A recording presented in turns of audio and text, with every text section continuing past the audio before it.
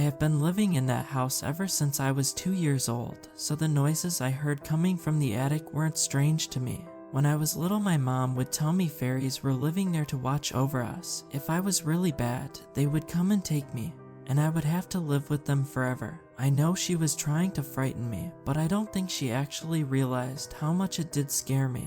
I used to have a recurring nightmare of some unseen force taking me out of bed and putting me in a burlap sack.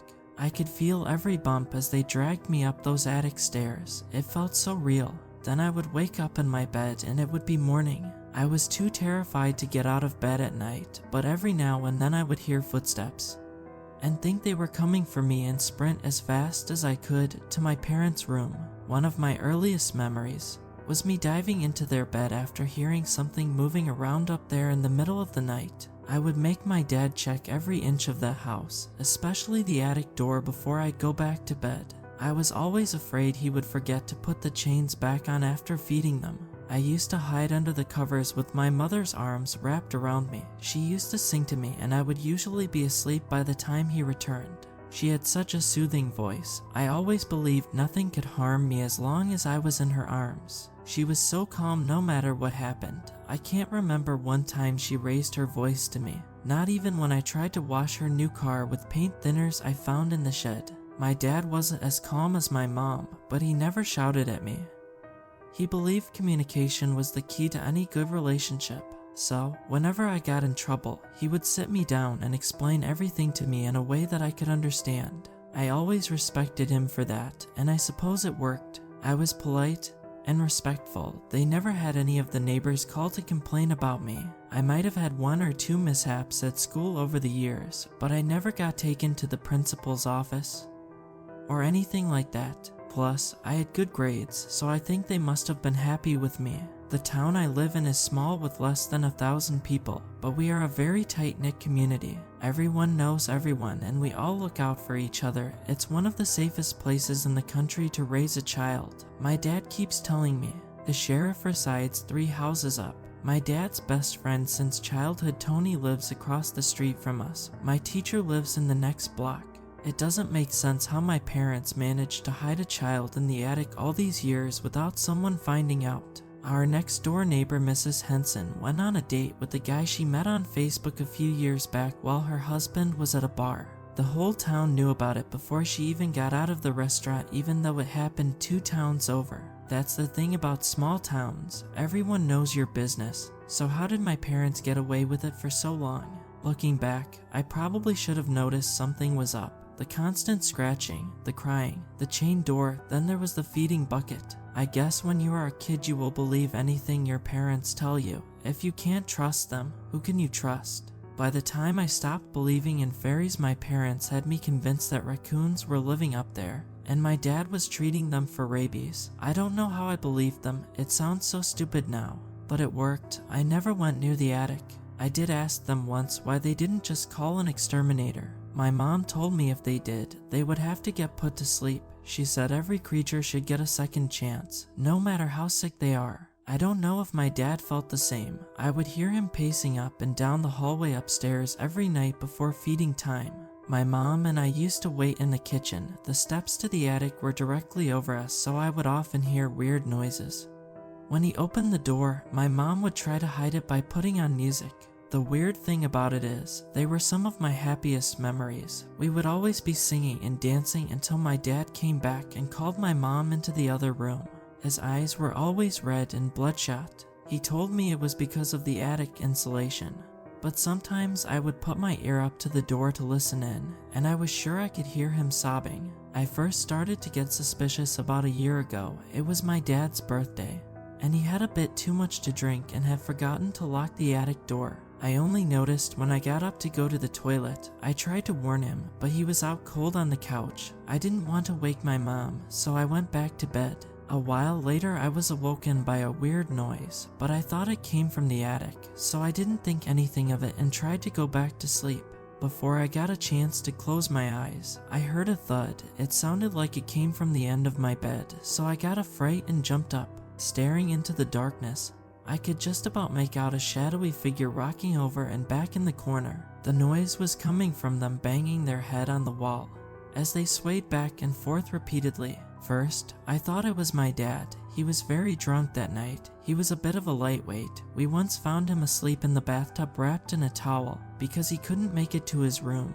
"Dad, is that you?" I whispered, but he didn't answer. Frustrated, I blurted out, "Dad, for God's sake, will you answer me?" Suddenly, the thuds started to become louder and closer together. That's when I realized it wasn't my dad. I could feel the blood rushing to my head and my heart started jumping to the beat. Thud, thud, thud, thud of his head hitting the wall. I wanted to shout out for help, but I was breathing so heavily I thought I was going to faint. Then it just stopped, and the only sound I could hear apart from my racing heart was the intense, shallow breathing coming from whoever was standing at the end of my bed. As I watched him slowly turn toward me, there was a moment where I thought I was going to die. I couldn't feel my heart anymore, and I am fairly sure my life flashed before my eyes. I then heard him shout, "Josh," before laughing maniacally. "I will tell you this," I screamed louder than I ever screamed in my life. I wouldn't be surprised if I woke the whole town. I don't remember much after that. I may have passed out. I don't know how my parents kept doing this, but they were able to convince me it was all a dream, and I believed them even when I found a head-shaped dent on my wall the next day. I guess they were my parents, and I never expected them to lie to me, but the veil had been lifted, and I started to notice every little noise that came from the attic, and it scared the hell out of me. The following months were tough. I hated going to bed, and by then I was too old to run into the safety of my mother's arms. So I hid under the covers every night in case that thing came back. It took a long time, but eventually I began to recover, and things started to go back to normal, if only for a short time. I don't know why my mom and dad kept this from me for so long. They must have known I would find out sooner or later. They probably thought it would scare me and wanted to wait until I was a bit older, but they were wrong. Nothing could have scared me as much as it did that night. My dad had a few too many again and ended up falling asleep on the couch. To be fair to him, he wasn't always like that. I guess keeping a secret that big took its toll on him. I didn't even notice the attic door was unlocked when I went to bed. I was probably too tired from staying up late the night before on the PlayStation. So, by the time my head hit the pillow, I was out cold. I don't know how long after it was, but something woke me. I heard, "Josh, Josh, please wake up." It was after coming out of a deep sleep and I could barely keep my eyes open, so I thought I was dreaming and pulled the covers over my head. I then felt a hand on my shoulder. "Josh, please, we are running out of time." When I turned around, I saw that shadowy figure standing over me again. I freaked out and screamed uncontrollably. Moments later, my dad rushed into my room and turned on the light. That's when I saw its face, and it terrified me. My dad put a sack over his head and had him dragged out of there in seconds. The only thing he said to me was, "Did he touch you?" But I was in shock and couldn't answer, so he locked me in my room. It was the next morning before he came back. By then I started to come around and wanted answers. He didn't walk in right away like he usually would. Instead he knocked. "Josh," my dad said, "I need you to answer this question truthfully. Can you do that?" "Dad, why am I locked in here? What's happening?" I replied nervously. "Josh," he shouted. That was the first time I ever heard him talk like that to me, so I got frightened and started to cry. "Josh, just listen," he said, this time in a calmer tone. "Everything will be okay, son. Just answer the question, please." I blurted out, "No, Dad, he didn't touch me. Why, did I do something wrong?" "No, son, you did good," he replied as he let out a sigh of relief. Then he walked away, and I heard nothing from him for hours. When he came back, Mom was with him. She had a burger and fries, which she left down on the bed beside me. I knew things were bad when she couldn't even look me in the eye. When I asked them what was wrong, they seemed to struggle to get the words out. They were usually very vocal, so it was weird to see them like that. When they eventually started explaining what was going on, it shocked me to my core. They told me I had a brother that they kept locked in the attic all these years. I didn't know what to say, but it did explain what I saw that night, and why that shadowy figure looked so much like me. They said he was born with a dangerous condition, and they had to lock him in the attic to keep everyone safe. But they assured me it was okay as long as I didn't have any contact with him. When I asked them why they didn't just take him to the hospital to get help, they told me it wasn't that kind of sickness. I must have had a million questions. to ask them, but I think it was too much to process for me at the time, so I just got angry with them and told them I never wanted to talk to them again. I don't know if I could ever trust them after what they did. What else are they lying about? And what about my poor brother? They are monsters. How could they keep anyone locked away like that, especially their own flesh and blood? Will they do the same to me someday? What's worse, I know my brother is locked up there, alone and scared. I really want to help him, but I am worried they might be telling the truth. And he is sick, then I would only make things worse. With what's been happening the last few days, I started to believe I was losing it. I didn't know what was real anymore. Before I found out I had a brother, I had the perfect life. A loving family, good friends, and zero stress. Now all I have is paranoia and loneliness. I wish I could go back to that night and wake my dad or mom and make sure that door was locked. That way he would have never escaped, and I would be living in my dream world, oblivious to the truth, but at least I would be happy. Since I found out about him, that's all I could think about. My birthday was coming up and my parents usually threw me a party. The thoughts of that really hit me. The cake, the presents, surrounded by all my family and friends. It seems so cruel now. Last year was one of the best I had. I got everything I wanted, while he was up there in a cold, dark attic. The only company he got was a brief visit from my dad, and that was just to feed him. I don't think I will be able to celebrate anything like that ever again without thinking of him. I will never forgive my parents for that. I don't care what is wrong with him. No one deserves a life like that, and I was going to do whatever I could to free him. I tried talking to my parents a few times after that night. I was hoping they would have given me some sort of logical explanation for what they did to him, but they denied everything and tried to make me believe it was just a dream. They nearly had me fooled too, until one night I overheard them talking in their room.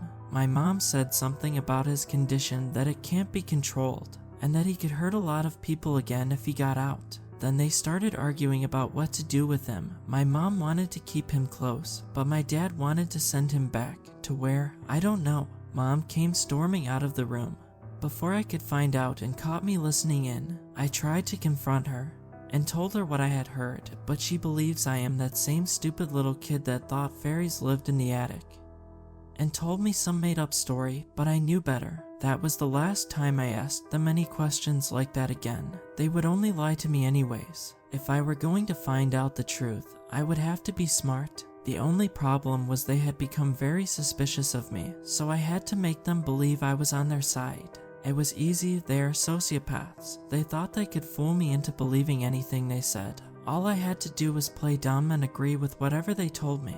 By day I was their perfect little angel, always obedient, like the trained monkey they wanted me to be. But by night while they were sleeping, I started to communicate with my brother by gently knocking on the ceiling.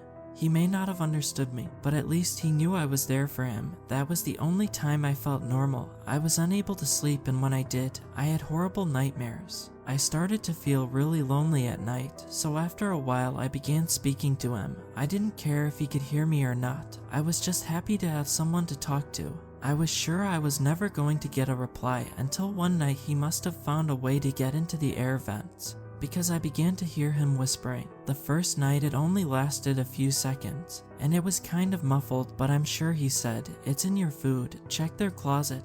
I wasn't sure exactly what he meant, so the next day when my mom was cooking dinner and dad was at work, I checked to see if he was telling the truth. In the back of my mom's closet I found a bottle with my name on the label. It was dated for the day after they told me about my brother, and it was almost half empty. I couldn't believe it, they were actually drugging me, but it did explain all the weird things I was seeing. I was sure they were putting it in my food, so after that whenever they gave me something that they prepared, I threw it out when they weren't looking, but they must have found another way because things only got worse. The horrible nightmares I had started happening while I was awake. The first time I experienced it, I was in the bathroom washing my hands after having dinner at my friend's house. Suddenly, I heard giggling and little footsteps outside the door. I was sure it was just Tony's little sister, so I said, "Just a minute, I'm nearly done." Then everything went dark, even though it was the middle of the day. I panicked and ran for the door, but tripped and fell. When I tried to get up, something grabbed my legs, then my arms, and I could feel myself getting dragged away. The next thing I knew, I was on the bathroom floor screaming like a little girl. Tony's parents were standing over me. It was so embarrassing.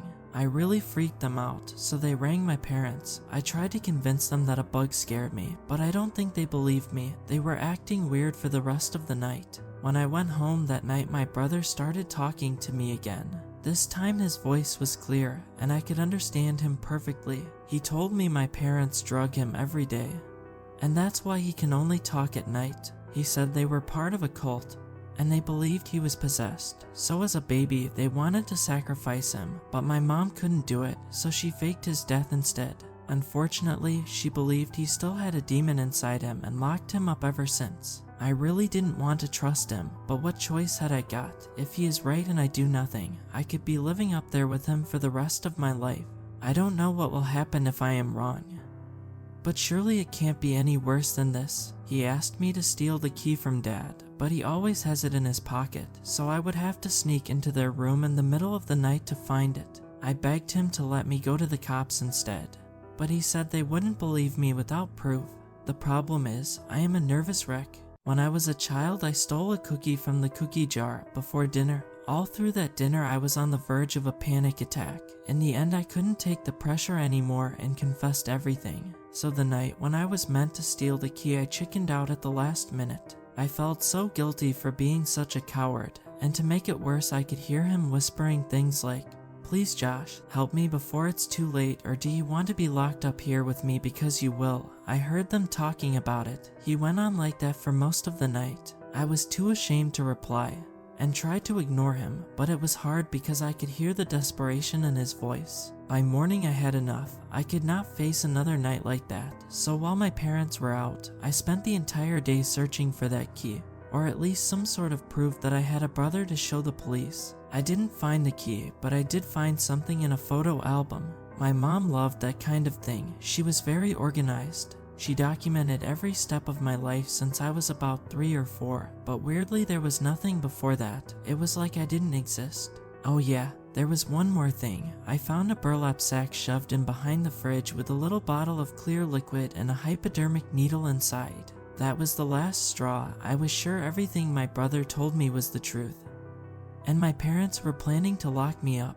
I couldn't wait until that night to break him out, so I got a claw hammer from the shed and tried to break the locks. The first one was easy, it only took a few hard strikes, but the other two were strong and wouldn't budge. I gave up when I whacked my finger off the corner of the door and went looking for something bigger. Unfortunately, when I got to the bottom of the stairs, my mom walked in and screamed when she saw me. Then my dad started chasing me. Luckily, I got out the back door before he caught me. I hid in the forest behind my house for hours trying to figure out what to do before I finally made the decision to go to the police. By then it was nearly nightfall. The whole way there I went over everything in my head to make sure I got my story straight. But by the time I actually got there, I had become so nervous I was shaking. I walked in and saw the sheriff standing up behind the desk talking to a woman with his back to me. I was about to speak, but the woman screamed. It was only then I realized. All my clothes were covered in blood from the cut I got from banging my hand off the door. By the looks on their faces, I'd say they thought I was after murdering someone.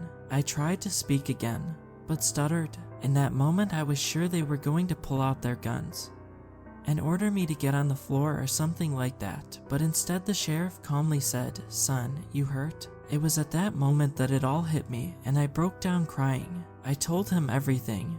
And I mean everything. I even told him about the recurring dream I had as a child. He must have thought I was crazy. I was waiting for him to throw me into a cell, but he didn't. He just said, "Everything's okay, son.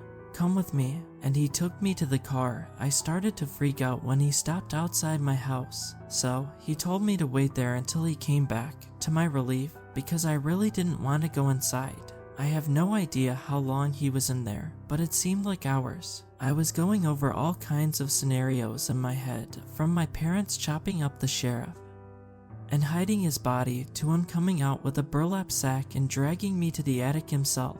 I was nervous, but slightly relieved when I saw the sheriff walking towards me. When he asked me to come with him, I nearly soiled myself. Terrified, I blurted out, "Please don't make me go in there. They will lock me in the attic with my brother," while he held my hand and took me inside. "Relax, son. There is nothing to be afraid of. That's all he said to me as he took me upstairs. At the attic door, I panicked and tried to run, but I ended up running into my dad's arms. At that point, I was sure it was all one big conspiracy and I was going to be locked up there forever. So I kicked and screamed the whole way like a toddler. When I got to the top, I realized there was nothing up there apart from a few old boxes and some Christmas decorations. It didn't make any sense. I was lost for words. I really thought there would still be some sign of him up there, but there was nothing. When I asked why they always kept the attic door locked, my dad said it was because the floors were only partly finished, and he was afraid I would fall through the ceiling and get hurt. As my mom walked me to my room, I heard my dad tell the sheriff that I had stopped taking my meds. The truth is, I was beginning to believe him and thought it was all in my imagination, until my mom whispered in my ear, "Don't give in, fight," like I did, as she put me to bed. Ever since I went to the sheriff, my parents have been acting really weird, which is saying a lot for them because they are crazy at the best of times. They won't let me go anywhere unless one of them is with me. Even at home, they are around me all the time. I can't even make a piss without one of them questioning me.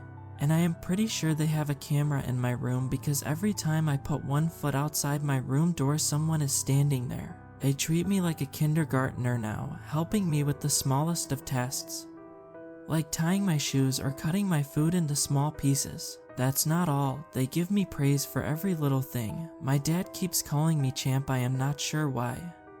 He never did that when I was little. It's embarrassing, especially when he does it in public. I was in the store one day buying a soda when the guy behind the counter accidentally knocked it over, and it fell, but I caught it before it hit the floor. My dad shouted, "Well done, champ," and started clapping. There was a drunk guy standing behind him and he joined in and started cheering. On the way out, I noticed a group of girls from my school were looking at me smirking. I was so embarrassed. To make it worse, I really liked this one girl, Tracy. She must think I am an idiot now. I don't know why they were screwing with me like that, but I am guessing it was just another one of their mind games. They are probably trying to forget about my brother and hope I will do the same.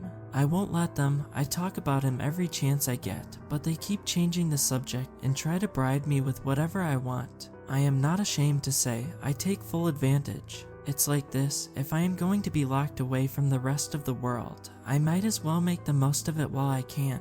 They bought me a brand new PlayStation with all the trimmings, VR headset, games, everything I could ever ask for. I am sick of playing their little games and acting like one big happy family. They thought they could separate us by hiding him away where I couldn't find him. It didn't work because one night I woke up to the sound of my brother's voice in my ear. Instantly I jumped up and turned on the light, but I couldn't see him anywhere. I was on my way back to bed when I heard Josh. I thought he was back in the attic, so I stood in the bed and whispered, "I am sorry for calling the cops. I should have listened to you. I promise I will break you out of there this time." "It's okay," he replied. "Every day I feel myself get stronger, thanks to you. They know it. That's why they are trying to keep us apart." I nearly cried. I was so happy to be able to talk to him again. I thought he was dead. He continued, "One way or another I will get out of here. And when I do, they will pay. Everyone will pay." We spoke a lot after that, and I realized we had a lot in common. We both loved to read and liked many of the same books, I imagine. He hadn't much else to do up there, and my parents probably gave him the books when I was done with them. He even kept a journal. In fact, so did our whole family. My mom gave me a habit of writing in mine before bed every night as far back as I can remember. She even made my dad keep one. I write everything in mine, even my darkest thoughts. One of my biggest fears is my parents finding it. I know they would never understand. I think our connection is getting stronger. He started showing me things in my head, like him getting dragged out of bed in the middle of the night and brought to the attic. Maybe that's why I kept having that recurring nightmare. As a child, he was trying to ask me for help. I feel so bad now, but I thought it was only a dream. What my dad did to him up there is wrong. I hated my parents, especially my dad. I wanted to know everything, but my brother said I wasn't ready yet. I had so many visions. Some were so horrible I can't bear thinking, how could anyone hurt people like that? Even though every vision was different, and I didn't recognize anyone, they all had one thing in common. The eyes I was seeing through were pure evil. I could feel the hate and anger pumping through its veins. Then again, maybe it was all a dream. I don't know anymore. But whatever they were, they started to take over my life, and I sometimes forgot what was real, and for a moment it was like I was a different person. Well, person is the wrong word to describe it. My brother said it was hallucinations brought on by the drugs they gave me. He said they will all stop once we get rid of my parents, but I am not so sure he is telling the truth. I can hear my brother's voice all the time now, and not just in my room. I think he is in my head. I don't mind, at least I am not alone with them anymore, and I have someone on my side. I hated being around my parents. All I wanted to do was be alone in my room, but they wouldn't let me. They forced me to go on their family days out. It was torture. I always had to be on my toes and act like everything was okay, but it wasn't. All I could think about was freeing my brother. He made sure of that, with his constant whispering inside my head. One day it got too much for me. We had just come home from a day at the water park, and instead of letting me go to my room like I wanted, my dad forced me to have one of his game nights. I couldn't take one more minute of Monopoly with those monsters. So, when it was my turn to roll the dice, I must have lost it, and I blacked out. I didn't think I did anything wrong because I was still sitting there in that same spot with the dice in my hand. But when I looked around, everything in our sitting room was broken. TV, table, even our family photos. My parents were pushed up against the wall, and they looked terrified. It was so weird to see my dad like that. He was shaking and everything. I thought he was going to kill me, but he didn't budge from that wall. Instead, my mom walked over to me, smiled, grabbed my hand, and took me to my room. When I got there, my mom gave me a big hug and whispered in my ear, "Please, just ignore him and try to be positive. It's the only way to stop him. I can't lose you again," before walking away sobbing to herself. After that, they barely let me out of my room, and when they did, it was only for a short time. I think it was because of my dad. He couldn't look me in the eye anymore. I think he somehow blamed my mom too. I could hear them arguing all the time. I was sure it would be only a matter of time before he left. But my brother wasn't happy about that. He didn't want him to leave before he got his revenge. I don't think he felt the same about mom.